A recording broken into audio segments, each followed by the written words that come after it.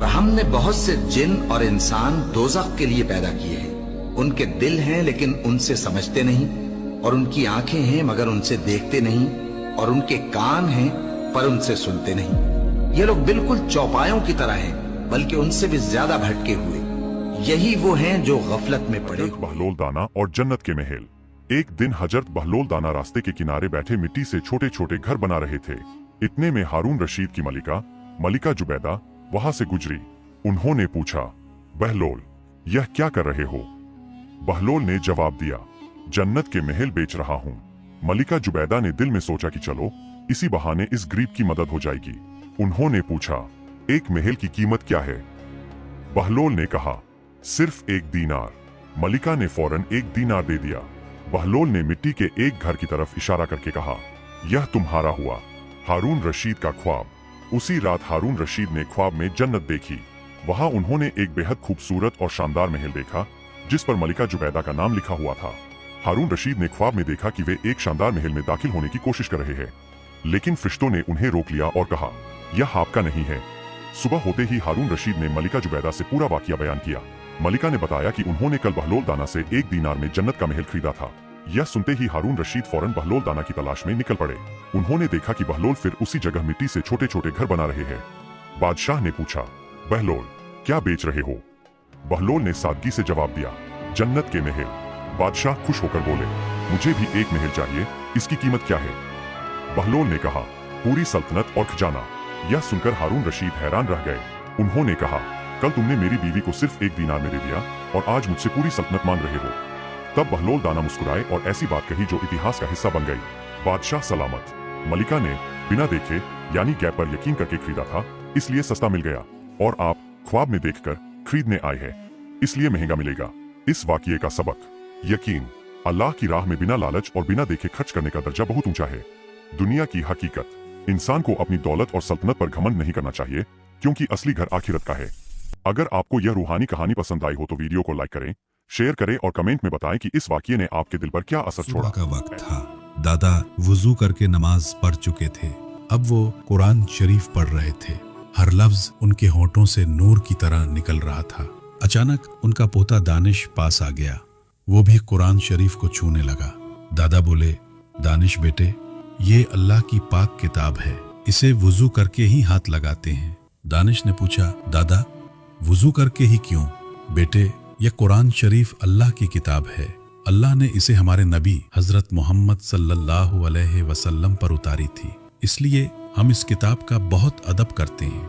اسے صاف دل اور وضو کے ساتھ پڑھتے ہیں، کیونکہ اس میں وہی باتیں لکھی ہیں جو اللہ نے ہمیں سکھائی ہیں۔ دانش نے سر جھکا لیا، قرآن شریف کو چوما اور کہا، اب میں وضو کر کے آؤں گا دادا۔ دادا کی آنکھوں میں خوشی تھی، کیونکہ آج ان کے پوتے نے قرآن شریف کا ادب سیکھ لیا تھا۔ جس گھر میں قرآن شریف کا ادب ہوتا ہے، وہاں اللہ کی رحمتیں اترتی ہیں۔ ایک بار کا ذکر ہے، ایک بادشاہ اپنے دربار کے قریب سے گزر رہا تھا۔ اس نے دیکھا کہ ایک غریب بڑھیا مٹی کا چراغ جلا کر اللہ کا شکر ادا کر رہی ہے۔ بادشاہ حیران ہوا، پوچھا، اماں تیرے پاس نہ مال ہے، نہ اولاد، نہ گھر، پھر تم شکر کس بات کا ادا کر رہی ہے؟ بڑھیا نے مسکرا کر کہا، بیٹا، اگر میرا رب چاہتا تو مجھے اندھی لنگڑی یا بیمار پیدا کرتا، مگر اس نے مجھے ہاتھ، آنکھیں، زبان اور ایمان دیا۔ کیا یہ شکر کے قابل نہیں؟ بادشاہ یہ سن کر رو پڑا۔ اس نے سوچا کہ جس عورت کے پاس کچھ نہیں وہ شکر ادا کر رہی ہے، اور میرے پاس سب کچھ ہے مگر میں ناشکرا ہوں۔ اس دن کے بعد بادشاہ نے اپنی زندگی کا مقصد بدل دیا۔ اس نے فیصلہ کیا کہ وہ دولت جمع کرنے کے بجائے لوگوں کی خدمت کرے گا۔ شکر صرف زبان سے نہیں، دل سے ادا کرنا چاہیے۔ جو اللہ کے دیے پر راضی ہے وہی حقیقی دولت مند ہے۔ حضرت سلیمان علیہ السلام کے دور کا ذکر ہے کہ ایک دن ایک چرواہا جنگل میں اپنی بھیڑوں کو چرا رہا تھا۔ تبھی اچانک ایک بھیڑیا اس کے پاس آیا اور بولا، مجھے ان بھیڑوں میں سے ایک دے دو۔ چرواہا چونک گیا اور بولا، یہ بھیڑیں میری نہیں ہیں، یہ تو حضرت سلیمان علیہ السلام کی امانت ہے، میں تو صرف رکھوالا ہوں۔ بھیڑیا بولا، تو تم جا کر ان سے اجازت لے آؤ کہ کیا مجھے ایک بھیڑ لینے کی انمتی ہے؟ چرواہے نے کہا، مجھے ڈر ہے کہ میرے جاتے ہی تم ساری بھیڑوں پر حملہ کر دو گے۔ بھیڑیا مسکرایا اور بولا، جب تک تم لوٹ کر نہیں آتے میں خود ان کی رکھوالی کروں گا۔ اگر میں نے دھوکہ کیا تو میں اس آخری دور کے لوگوں جیسا ہو جاؤں جو خیانت کرتے ہیں۔ چرواہا یہ سن کر حضرت سلیمان علیہ السلام کی طرف چل پڑا۔ रास्ते में उसे 3 अजीब दृश्य दिखाई दिए। पहला दृश्य, उसने देखा कि एक गाय अपनी ही बछिया का दूध पी रही है। वह हैरान रह गया और सोचने लगा, यह कैसा अजीब मंजर है, इसका मतलब क्या हो सकता है। थोड़ा आगे बढ़ा तो दूसरा दृश्य दिखा। कुछ लोग फटे पुराने कपड़ों में थे, लेकिन उनके हाथों में सोने की थैलियां थीं। वह हैरानी से बोला, इनके पास दौलत है, फिर भी ये गरीब जैसे क्यों दिखते हैं। फिर आगे एक बहता हुआ सोता दिखाई दिया। प्यास से बेहाल वो पानी पीने के लिए झुका, मगर तेज बदबू ने उसे पीछे हटने पर मजबूर कर दिया। वह सोचने लगा, बहता हुआ पानी और इतनी बदबू, ये भी कोई रहस्य है। आखिर वह हजरत सुलेमान अलैहिस्सलाम के पास पहुंचा और भेड़ी की बात बता दी। आपने फरमाया, ठीक है, उसे इजाजत है कि वह एक भेड़ ले सकता है। चरवाहे ने कहा, हुजूर, रास्ते में मैंने 3 अजीब बातें देखी, उनकी हकीकत भी बता दीजिए। आपने फरमाया, पहला दृश्य उस समय की निशानी है जब कुछ माएं अपने ही बच्चों को गलत रास्तों में धकेलेंगी अपने फायदे के लिए। दूसरा दृश्य उन लोगों की मिसाल है जो हराम कमाई से माल इकट्ठा करेंगे मगर उसमें बरकत नहीं होगी। तीसरा दृश्य उन लोगों का प्रतीक है जिनका बाहरी रूप बहुत नेक दिखाई देगा, लेकिन उनका दिल दुनियावी लालच से भरा होगा। यह सुनकर चरवाहा कांप उठा और बोला, मैं ऐसे दौर के फितनों से अल्लाह की पनाह चाहता हूं। वह वापस लौटा तो देखा कि भेड़िया सचमुच भेड़ों की रखवाली कर रहा था। उसने कहा, हजरत सुलेमान अलैहिस्सलाम ने तुम्हें इजाजत दे दी है कि तुम एक भेड़ ले सकते हो। भेड़िए ने भेड़ों को गौर से देखा और एक कमजोर बीमार भेड़ को चुना। चरवाहे ने हैरानी से पूछा, तुमने यही क्यों चुनी। भेड़िया बोला, क्योंकि यह अपने रब की याद से गाफिल थी। जो अपने पालनहार के जिक्र से बेखबर हो जाता है वह सबसे बड़ी आजमाइश में होता है।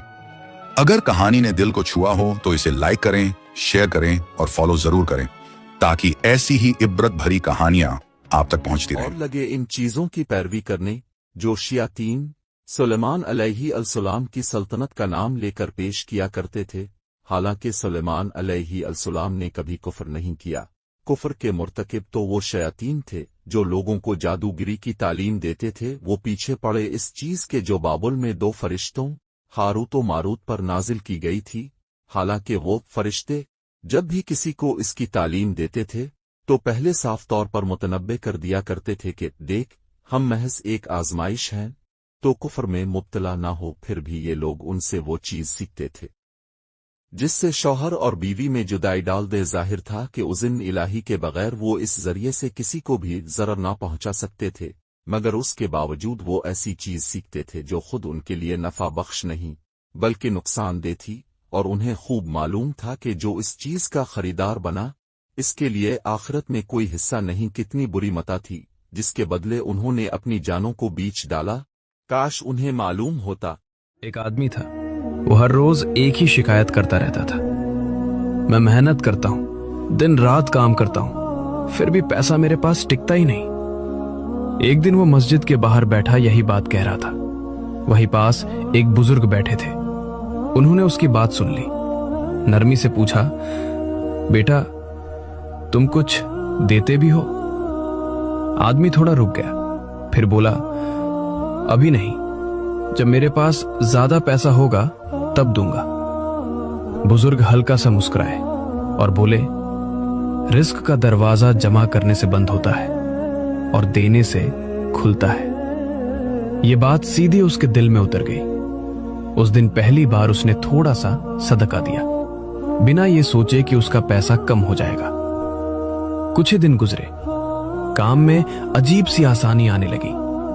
जो पैसा रुक जाता था वो चलने लगा। जो मेहनत बेकार लगती थी उसमें बरकत दिखाई देने लगी। तब उसे समझ आया मसला पैसा कम होने का नहीं था, मसला देना छोड़ देने का था।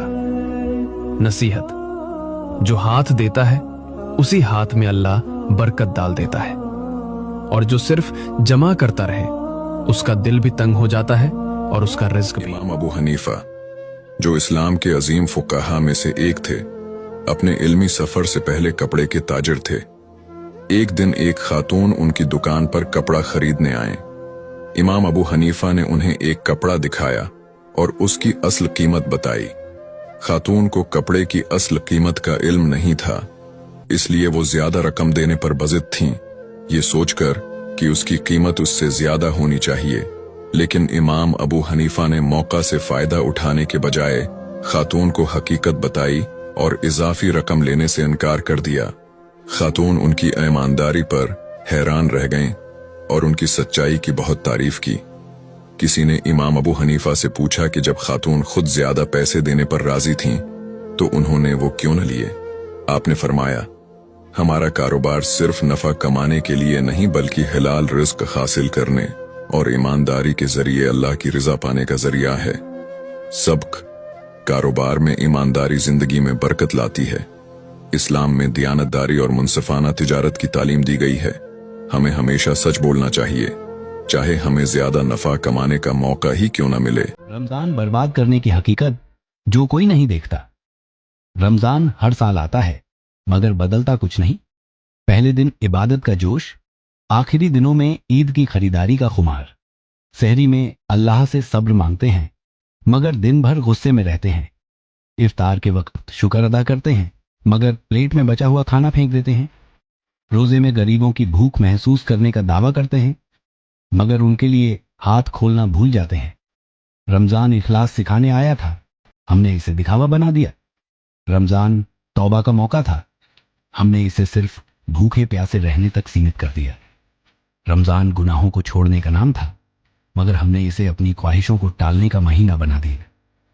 हर साल सोचते हैं कि इस बार रमजान को सच्चे दिल से जिएंगे मगर फिर वही पुरानी गलतियां, वही पुरानी लापरवाहियां।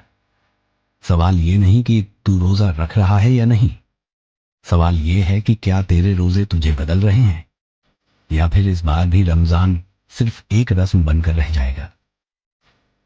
एक बहुत ही नेक और परहेजगार औरत थी जो एक गरीब बस्ती में रहती थी और वो अल्लाह पर बहुत ज्यादा भरोसा रखती थी।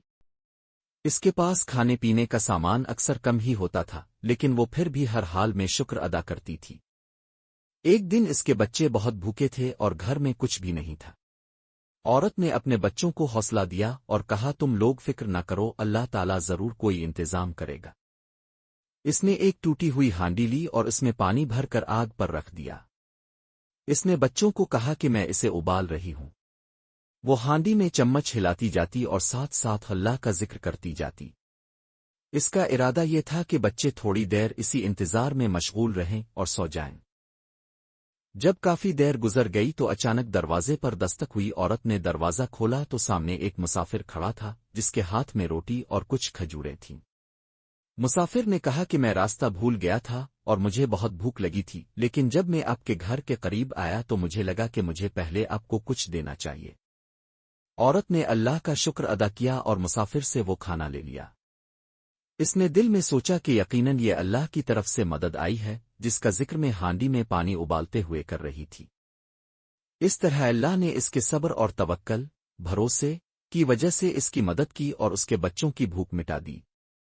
अल्लाह पर सच्चा भरोसा और सब्र कभी ज़ाया नहीं जाता। कुतुबुद्दीन ऐबक शिकार खेल रहे थे। उन्होंने तीर चलाया और जब शिकार के नजदीक गए तो देखा कि एक नौजवान उन तीरों से घायल होकर गिर पड़ा है और तड़प रहा है। कुछ ही पल में वह घायल नौजवान मर गया। पता करने पर मालूम हुआ कि वह पास के ही एक गांव में रहने वाली एक बुजुर्ग औरत का इकलौता सहारा था।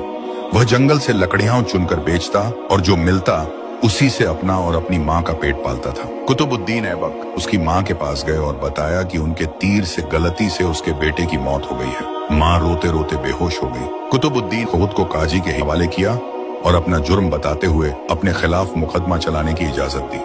काजी ने मुकदमा शुरू किया। बूढ़ी माँ को अदालत में बुलाया और कहा, तुम जो सजा कहोगी वही सजा इस मुजरिम को दी जाएगी। बूढ़ी औरत ने कहा, ऐसा बादशाह फिर कहाँ मिलेगा जो अपनी ही सल्तनत में अपने ही खिलाफ मुकदमा चलाए, उस गलती के लिए जो उसने जानबूझकर नहीं की। आज से कुतुबुद्दीन ही मेरा बेटा है और मैं उसे माफ करती हूँ। काजी ने कुतुबुद्दीन ऐबक को बरी किया और कहा, अगर तुमने अदालत में जरा भी अपनी बादशाहत दिखाई होती तो मैं इस बुढ़िया के हवाले न करता बल्कि खुद ही सख्त सजा देता। इस पर कुतुबुद्दीन ने अपनी कमर से खंजर निकालकर काजी को दिखाते हुए कहा, अगर तुमने मुझसे मुजरिम की तरह बर्ताव न किया होता और मेरी बादशाहत का ख्याल किया होता तो मैं तुम्हें इसी खंजर से मौत के घाट उतार देता। यही है असली हुकूमत, बादशाहत और इंसाफ, और यही है इस्लाम की तालीमात।